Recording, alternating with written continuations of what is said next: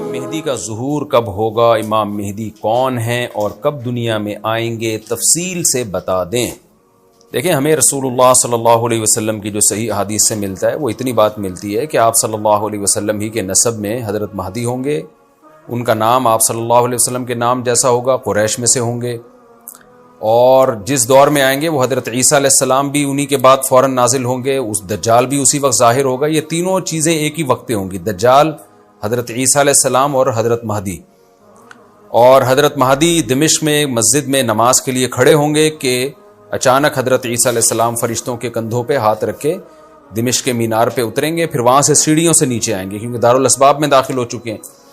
حضرت مہدی ان سے کہیں گے کہ آپ نماز پڑھائیں، وہ انکار کریں گے۔ حضرت مہدی کی اقتداء میں حضرت عیسیٰ علیہ السلام نماز پڑھیں گے اور پھر دونوں کی اقتداء میں جہاد ہوگا۔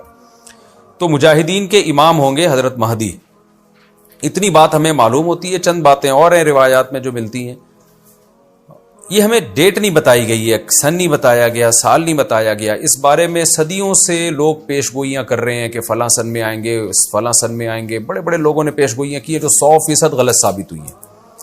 تو اب بھی لوگ پیش گوئیاں کر رہے ہیں کہ 2025 میں آئیں گے، کوئی کہہ رہا ہے 2030 میں آئیں گے۔ تو گورنمنٹ کی طرف سے کوئی پابندی نہیں ہے، کوئی بھی کچھ بھی کہہ سکتا ہے۔ نبی صلی اللہ علیہ وسلم نے اس کو مبہم رکھا ہے، صحابہ نے مبہم رکھا، نہ صحابہ نے نبی سے تاریخ پوچھی، نہ مہینہ پوچھا، اور نہ نبی نے بتایا۔ اور ایسی چیزوں میں اسلام اس کو مجمل ہی رکھتا ہے، کیونکہ وہ مہینہ آتا اور اس مہینے میں کوئی بھی اٹھ کے مہدی کا دعویٰ کر دیتا تو کنفیوژن پیدا ہو جاتی نا۔ اس لیے ہمیں اس پر مبہم ایمان ضروری ہے، مجمل ایمان ضروری ہے۔ مبہم تو نہیں کہیں گے، مجمل۔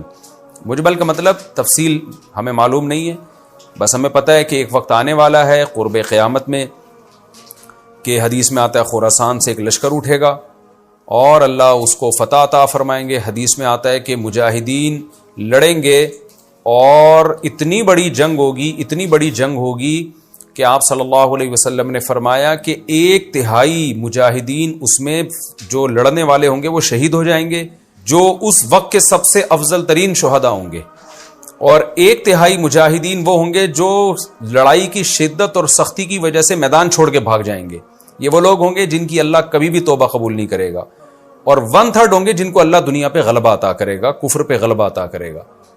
تو یہ اس وقت پھر حضرت مہدی کی قیادت میں جہاد ہوگا اور پوری دنیا میں امن قائم ہو جائے گا۔ حضرت عیسیٰ ابن مریم بھی اسی وقت نازل ہوں گے، دجال کو قتل کریں گے، اور ایک اور دفعہ، یعنی ایک دفعہ تو اسلام دنیا میں غالب آ چکا ہے، تو ایک اور دفعہ اسلام حضرت مہدی، حضرت عیسیٰ ابن مریم کے ذریعے پوری دنیا میں غالب آ جائے گا، اور ہر طرف خیر ہی خیر ہوگی۔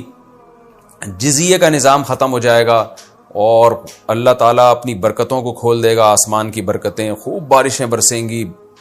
ایک روایت میں آتا ہے، ترمذی کی روایت ہے، اتنے بڑے بڑے انار پیدا ہوں گے کہ اس کے چھلکے کو لوگ سائبان کے طور پہ استعمال کریں گے۔ ایک ایک انگور کا دانہ کئی لوگ نچوڑ کے پئیں گے، یعنی برکتیں اللہ کی طرف سے ایسی کھل جائیں گی، تو پوری دنیا میں امن ہوگا۔ تو یہ جو نبی صلی اللہ علیہ وسلم کی جو بعثت تھی نا، آپ صلی اللہ علیہ وسلم کی، وہ کیا تھی؟ قرآن میں آتا ہے لِيُظْهِرَهُ عَلَى الدِّينِ كُلِّهِ۔ آپ صلی اللہ علیہ وسلم کو دنیا میں اس لیے بھیجا گیا تاکہ آپ دین کو پوری دنیا میں غالب کر دیں۔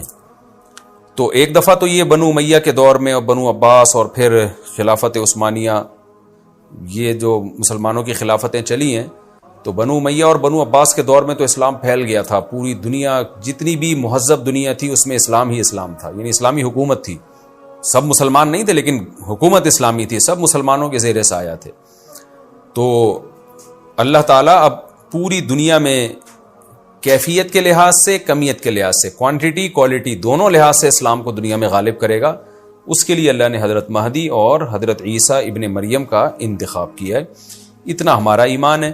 اب کیا ہوتا ہے کہ ہر تھوڑے دن میں کوئی مہدی اٹھ کے دعویٰ شروع کر دیتا ہے، اور تو امام مہدی سب سے پہلی بات یہ مجاہد ہوں گے، بڑی اہم ترین بات یہ ہے، اور انہی کے دور میں حضرت عیسیٰ ابن مریم بھی نازل ہوں گے، تو اور دجال بھی ظاہر ہوگا۔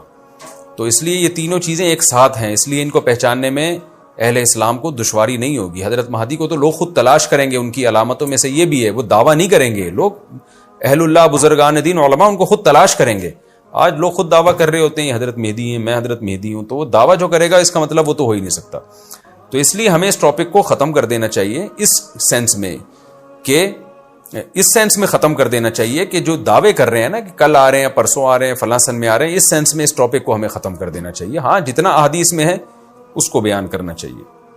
اور جو لوگ بھی خلاف سنت ہوتے ہیں وہ تو حضرت مہدی ہو ہی نہیں سکتے. آج تو مہدی ہونے کا دعویٰ ایسے ایسے پاگل فضول قسم کے لوگ کر رہے ہیں جو انسان ہونے کا دعویٰ کرنے سے پہلے ان کو سوچنا چاہیے کہ ہم انسان کے بچے بھی ہیں کہ نہیں. اچھا یہ بھی انہوں نے پوچھا ہے کہ کیا امام مہدی نبی ہوں گے؟ امام مہدی نبی ہوں گے یا صحابی؟ اس بارے میں وضاحت فرما دیں. نہ وہ نبی ہوں گے نہ صحابی ہوں گے، کیونکہ صحابی تو وہ ہوتے ہیں جنہوں نے اسی زندگی میں آپ صلی اللہ علیہ وسلم کو ایمان کی حالت میں دیکھا ہو. حضرت مہدی اور نبی کا زمانہ تو صدیوں کا فاصلہ ہے اس کے درمیان، تو نہ تو نبی ہوں گے نہ صحابی ہوں گے. نیک ہوں گے، بزرگ ہوں گے، بس مہدی کا معنی ہدایت یافتہ، سیدھے راستے پر ہوں گے.